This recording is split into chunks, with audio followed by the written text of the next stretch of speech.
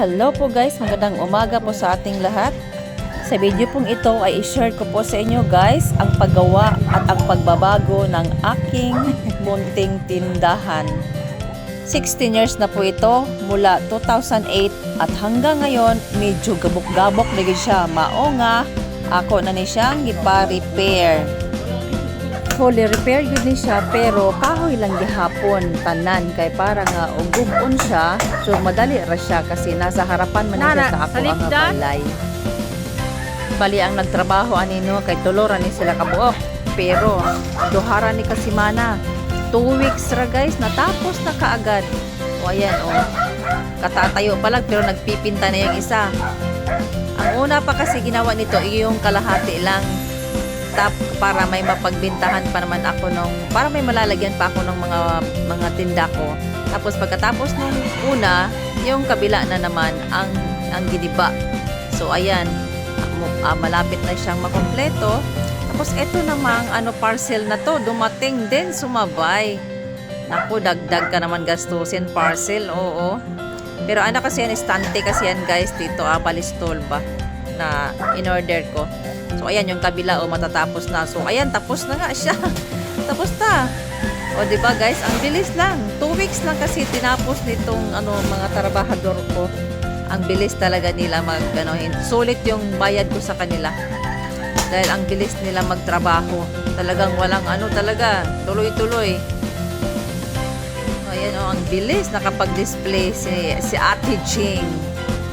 O, diba guys? Tapos yung color naman ito is green. Made para maganda tingnan. Yung malamig sa mata. So, ayan yung mga pagkain ng mga manok. Pampansabong, mga pangkondisyon. Ayan lahat. Pagkain ng mga sisiw. Ayan, kumpleto yan sila. Kumpleto yan lahat. Yung mga oras na yan is gabi na kasi yan. Pauno na kami.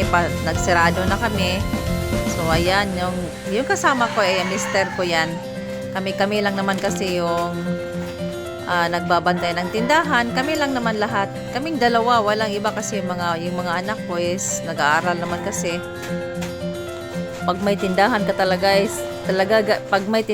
talaga guys, medyo ma-stress ka talaga dahil pagkagising mo ng alas 6, diretso ka sa tindahan.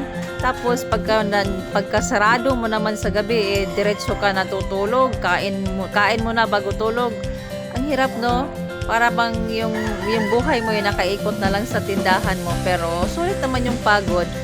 So ayan guys, tapos na siya. Mga finishing touches naman lang yan yung ginagawa nila sa harapan mismo. Yung upuan, para may konting upuan naman.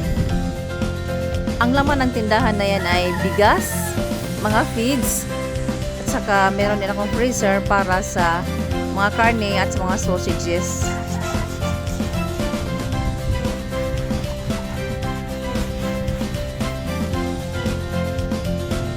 So, ito na guys. Tapos na. Diba? Yan ang mga feeds. Hindi ko muna siya ni-roll up. Kasi nga kahoy. Ayan yung mga feeds. Yung bigas. Ayan yung mga grocery. Tapos yung freezer. Na karne ang laman. At mga sausages. So, ayan. Kompleto na ang laman ng aking tindahan. Thank you, Lord. Thank you, Lord. Thank you, Lord.